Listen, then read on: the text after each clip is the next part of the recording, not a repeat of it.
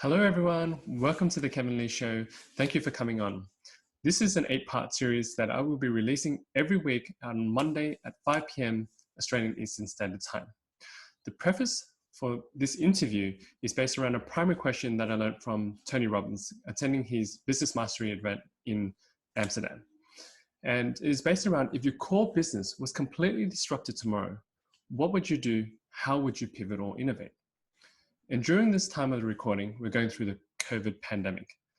And so I thought it was very fitting interviewing people from around the world in different industries to see how they've pivoted and innovated in their struggling industries. And so the idea is to inspire and encourage people who need it. And so I hope everyone can learn a few lessons from these experts. I hope you enjoy the show. Thank you. Today we have Emma Nicolazzo, and the stage name is Nico. She holds a BA in Music from the Australian Institute of Music, Sydney, and a Cert IV Performing Arts from Brent Street Studios. Nico is a seasoned cabaret veteran who has worked internationally and nationally over the past 7 years. Recently, Nico has worked tirelessly to compose and perform 2 solo shows in comedy cabaret, I'm Not Creative, I've Got Bipolar, and Boys, Boys, Boys. During the Melbourne International Comedy Festival, Melbourne Cabaret Festival, his sold-out season at Melbourne Fringe Festival, and most recently was a finalist at the Short and Sweet Cabaret Festival in Sydney. Vice magazine says Nico is a wry, gutsy, and says everything you probably shouldn't. Emma has recently taken on her biggest role yet, the role of a new mum. She is currently working on a new show in Sydney whilst gigging, running her children's and corporate entertainment company, Let's Get Loud Entertainment Co., and teaching weekly classes in music theatre, drama, piano, and singing. Nico likes to keep her classes fresh and exciting whilst keeping the still main focus on skill and technique. She loves all things glitter, lace, red, pink, 80s, vintage, French, and long walks on the beach. 4starsthemusic.com says she's an astute performer that brings a charming Aussie twang to her songs, like a mix of Missy Higgins and Amy Winehouse. Everyone, please help me welcome Nico. I'm going to climb up. Hey Nico, welcome. Hey! Thank you for coming on to the show today. I see that you've got your son there too. What's his name? Yep. My assistant, that's Marley. Marley, your assistant Marley. Yeah. Hi Marley. My co-worker. I just wanted to ask you a little bit more about what you do to give an audience a bit of understanding of your business prior, then during the COVID-19 season, and what your operation is looking like now. Thanks.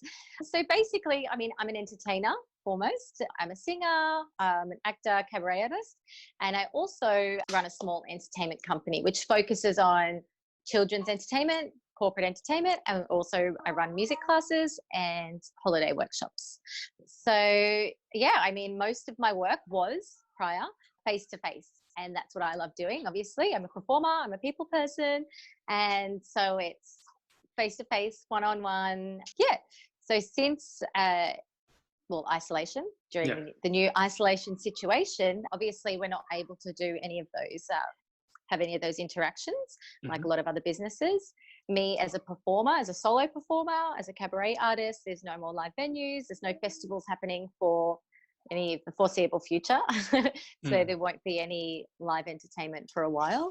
Yeah. And as far as teaching kids music,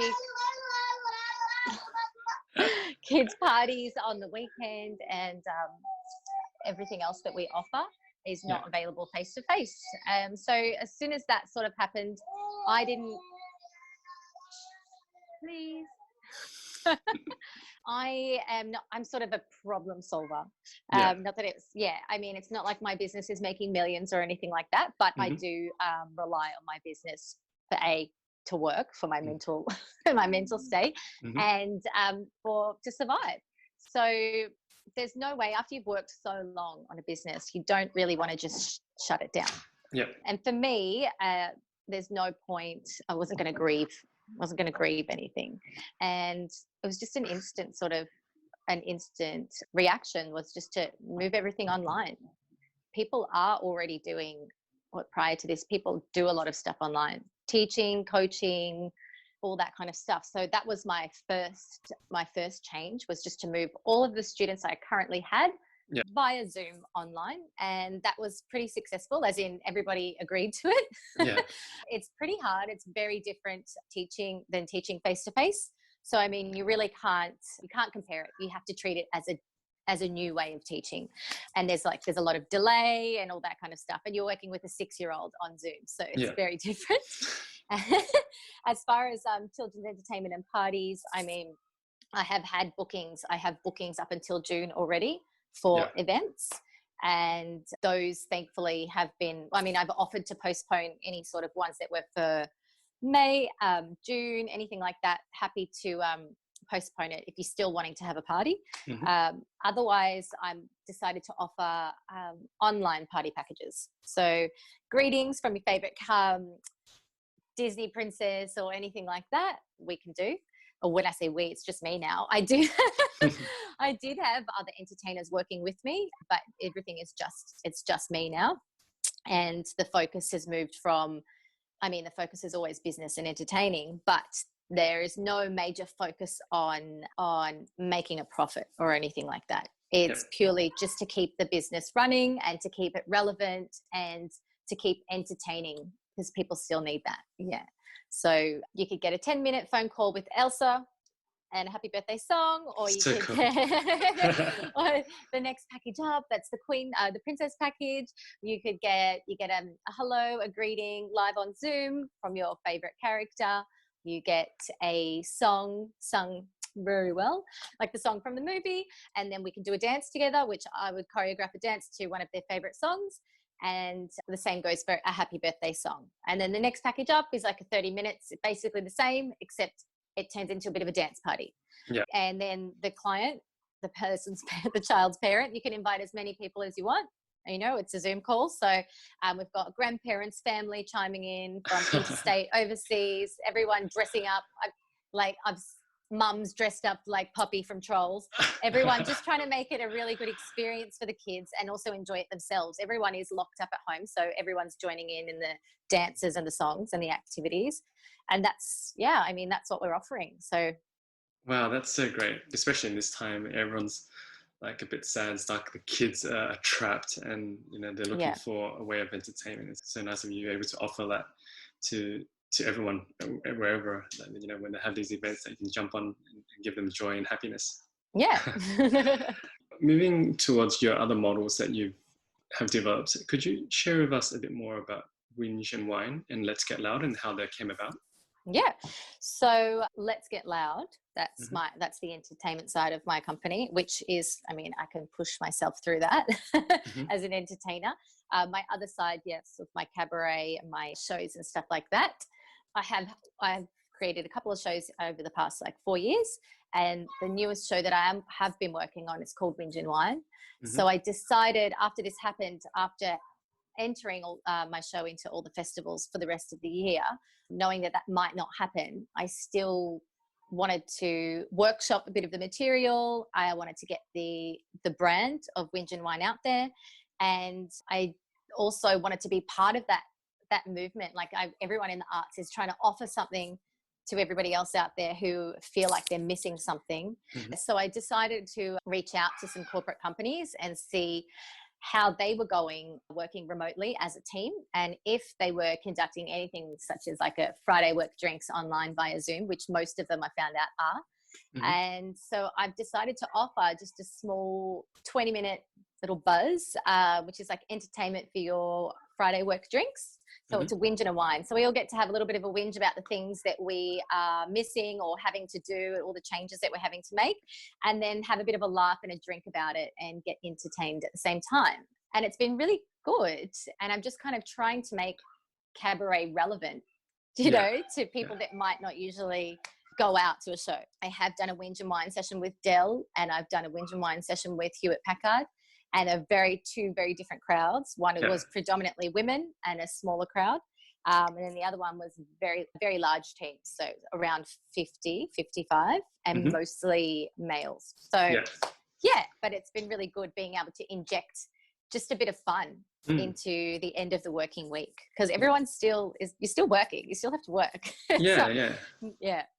I find that a really interesting model, because I have a lot of friends that work in corporate, and everyone used to look forward so much to Friday night drinks, right? And now it's well, what do you do? Because you can't you're not allowed out to all pubs are closed here in Australia, and Yeah. you can't go to clubs. And what do you like?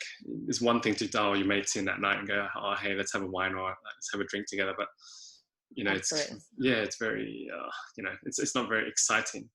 No, it's not. I feel like even though you may be working from home, and I mean, like my job's quite different. So I'm singing, I'm writing, I'm making costumes and stuff like that. So I'm always working from home, teaching from home. But I feel like if you're sitting at a computer all day and you're trying to still have those same interactions that you do at work, working with your team, and you're having Zoom meetings and phone calls, and you're stuck in a space that people like leaving their house to go to work.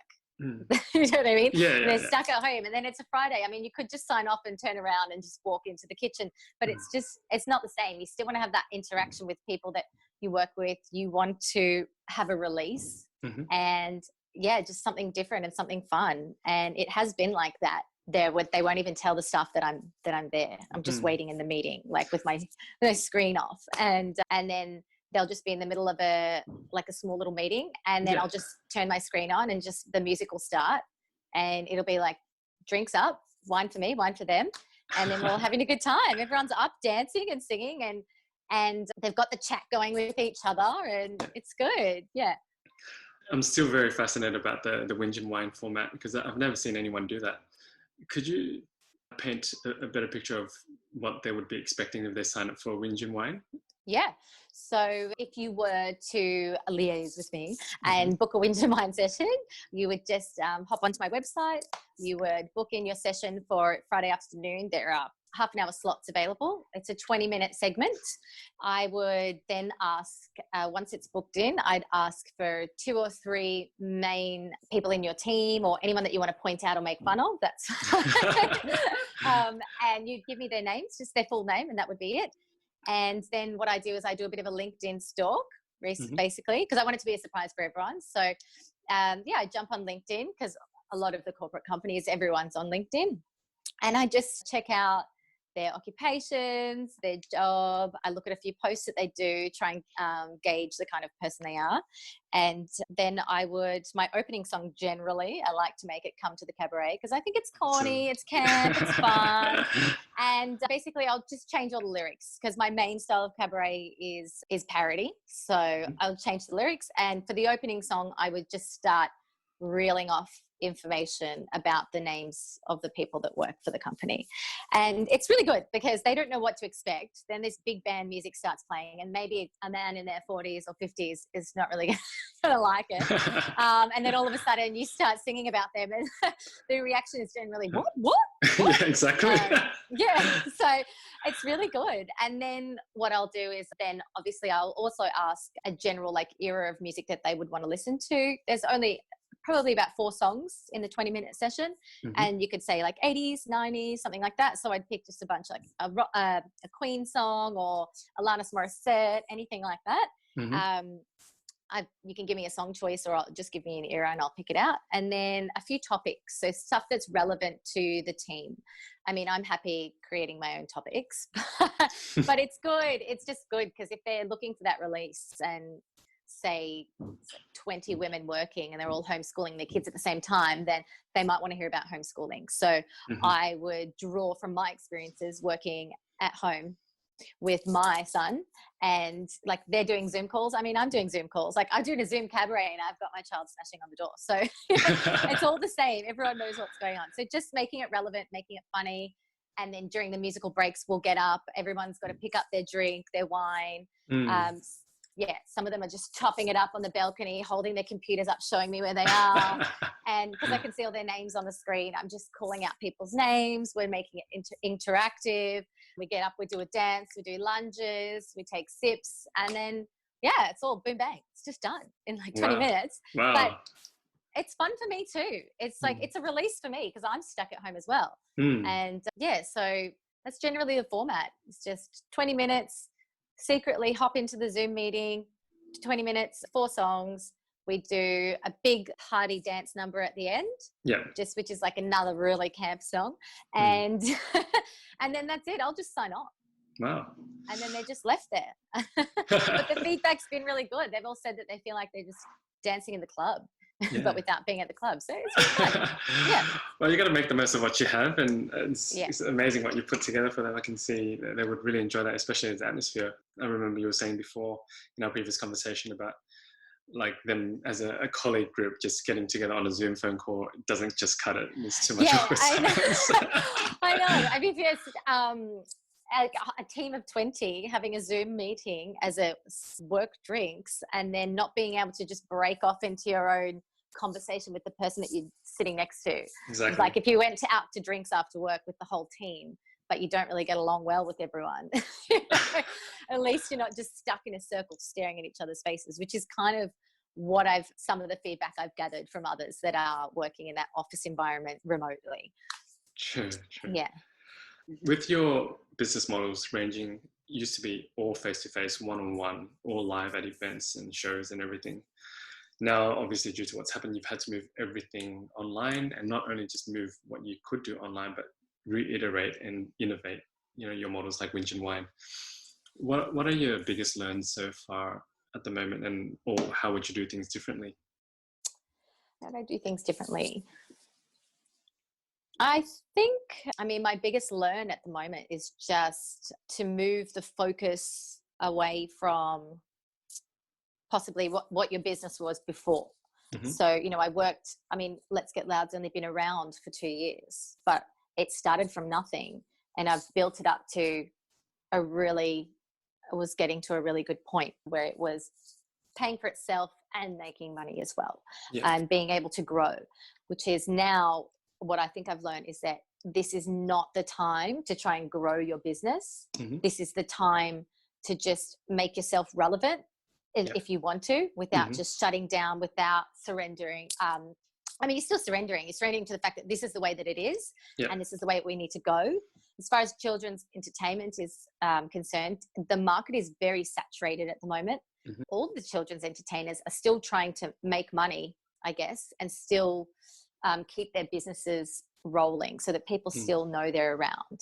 So I'm not so much as focused as competing with those others. I know my offering is different, but I do sometimes worry what it's going to be like after, and if it, without saying this, if it cheapens my brand. Like I'm offering a pretty good deal, like a pretty good service for the 30-minute kids party that's online, like choreographed, dress up, like singing properly. Like I'm a trained professional singer, so that's a skill that people pay for when I do the parties in person. There are different packages, so if you want me to sing, like you have to pay for me to sing. So but I'm offering that because I still want people to like feel good at this time.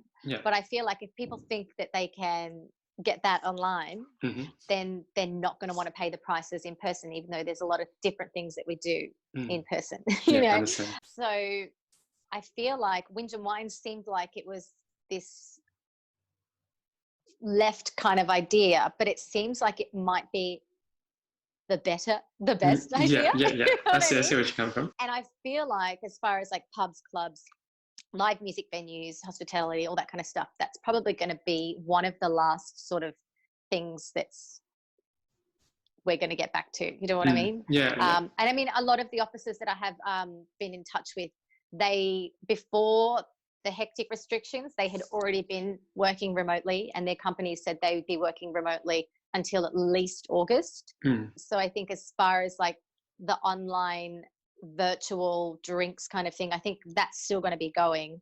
I am doing a full show next week that will be live streamed, that you can buy tickets to as if you were going to a live venue. However, whatever's going to happen after this, it's anyone's guess. Are people just going to be so used to getting things online that they're not going to go back out there? How do you think it will all change when we go back, especially in your industry in particular? Kind of just furthering on along our conversation prior. I do think that people are going to be dying for that interaction once it is all over. The feedback from my students and their parents, they've signed up again for, the term 2 starts next week in Sydney. and they have signed up again, and they're all hoping that, you know, halfway through the term they can come back to face-to-face. You know, we are humans. We do need face-to-face interaction. Interaction. I think that, I mean, with the economic situation, who knows if people will be able to afford party or anything like that. But there are people out there who haven't been affected that way. I still think, I mean, when you're talking about parents, like I'm a parent, and even if I can't afford something, I want to do it for my kid. Yeah. You know? Yeah. So I still feel, and parents at the moment are still trying to do whatever they can to keep their children's lives, you know, keep some normality, some routine. So they're doing online classes and stuff like that. And then hoping that, you know, once it's all over, they'll be able to have parties and stuff again. I'm hoping that it goes back. I'm hoping there's a little boom after that. But it's anyone's guess. Yeah. It's a time of uncertainty in so many industries. We just don't know what's going to happen. As we spoke about before, hospitality and pubs and all that, clubs, and were probably the last to open, as then the last on the essential needs kind of list. So it'll be interesting to see what everything returns to after all this goes through. Yeah, I feel like everyone's going to be dying to get out. And I hope it doesn't like start a new wave, but yeah. I just wanted to ask as well, you shared with us what's happened before, you shared with us what your current business model is now, what your thoughts are in the future. What will you be putting your focus on next with your projects? That's a tough one. So I don't want anyone to think I'm going to be dropping the ball on one side. I think, personally this year I was going to be focusing on Whinge and Wine and the cabaret, as well as expanding my business into, you know, a full entertainment company that will provide corporate contemporary musicians and children's entertainment. You know, any of your entertainment needs, we can do it. As far as my focus, I think I'll just keep the business running as it is, keep the offering as it is, and focus a little bit more on the cabaret side, and Let's Get Loud happen a bit more organically, rather than putting a massive focus on, like, it's still my business. It still keeps me going. Don't get me wrong. Like, it's still going to be there. I would never drop it. Otherwise, I would have just done it now. But I'm going to be working to just keep it afloat. But yeah, I think I'll definitely be putting a lot more focus on cabaret, Whinge and Wine, and sort of experiences and how I can make cabaret relevant to a broader community. Yeah. Nico, you're obviously very intelligent, you're very creative, and you've got such a lovely energy about you. What is your motivation that is driving you? What gets you to wake up? Because you could so easily give up, like so many have, especially in the entertainment industry. So many people have just shut doors straight away. They said, well, we can't do anything, we've got to put it on hiatus until whenever this falls over. But you haven't. You've kept it all going. Even you said some of the projects, you know, that it's not that they're in huge profits, but you still keep them running because you still want to be relevant and make an impact. Yeah. Well, first of all, I don't like to fail. And I've always worked really, really hard, and I'm not, and also the thing is that, you know, my family sacrifices for, you know, everything that I'm working for, because I did have an office job before I decided to drop and do this. I mean, I've always studied music, I've always done this stuff on the side, but I've always had a job to keep me going. If you're a creative, you're used to it. You are used to the hustle. Like, that is your life. Like, for me, I'm like, oh, it's just another hustle. Except that this time it wasn't my fault. This time, like, I just spent 2 years building this business and getting it to a point where I was like, woo, that was worth it. And it just got brought to a halt. And there is no way I'm just going to let it flop. And yeah, I just can't do anything. I can't sit and not do anything. I'm creative. I'm a really hard worker, and, you know, that's how I was brought up. My husband was really hard as well, and his business is struggling too, and he's still allowing me to do this. You know, I could be working at Woolworths. I live next door to IGA. Like, you know, he could just tell me to get up and go and get a job there. But he knows I've worked really hard, and this is my career, and I want my son to grow up knowing that, like, we've both fought for our careers. We've both fought for what we wanted, and, you know, not to give up. And yeah, it's just that creative side. Like, if you're creative and you've chosen this path, yeah. And so it's always going to be hard. It's always going to be a struggle. It's always going to be a hustle, but the reward is so much. It's so different to anything else. Yeah. So we're just always chasing that high, chasing that success. Yeah. So that's great that you have family support, and you know that you guys are able to chase your dreams and want to be the inspiration for your children as well, which is a very powerful thing. Yeah. You know, as we're coming to a close for this interview, are there any last words or thoughts that you want to share with the audience that could possibly inspire or encourage them to action? Oh gosh, I'm inspiring. No, just that, you know, I shouldn't say the word hate, but I dislike that line of "we're all in this together." I just think maybe it's just been overused, but I know that everyone is dealing with something different. Everyone's been affected. So yeah, we are in it together. However, everyone is feeling it really differently. If you do have your own business, like, don't give up. You worked so hard to get it to where it is. Hopefully people are getting relief from the government. I'm not. But, you know, if you can manage to break even, you know, your business going, like, figure out a way to make it relevant, because you are relevant, and people will need you after this is done. So don't stress. Don't give yourself this massive, like, task of trying to figure out how to make it work. But if it comes to you, then, you know, I feel like there's no point. I mean, everyone is allowed to grieve the loss of, like, something like that, you know, when you've worked so hard, but I think that point's done now. Like, get up, just do something. Yeah, I think it'll make everyone feel better. Like, don't you reckon? When you sit there. Agreed. You can't just sit there. Just lastly, where could people find more or learn more about you, Nico? Where can they go?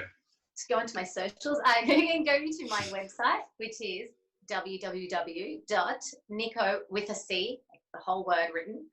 Yeah. Okay. With a C, like Liza with a C.com. You can link yourself onto Let's Get Loud there, so you can book onto any classes. You can book a Windsor wine session for your office, or you can buy a ticket to my show next week. All my links are there, Instagram and YouTube and Facebook, whatever. Great, thank you, Nico. I'll link everything in the show notes for everyone. Again, appreciate your time. I know that you're a busy woman, and I really appreciate it. I've had so much fun during this conversation. I've learned so much as well, and I hope the audience will enjoy it too. Thanks you, so Nico. much. Take care, my friend. Bye. Thanks for tuning in, everyone. I hope you enjoyed the show. All the links to the show notes will be available at kevinleesocial.com, spelled KEVINLY. Conversely, if you have any interviews that you'd love to recommend, please send it over to kevinleesocial@gmail.com. I'd love to connect. Thank you. Until the next episode.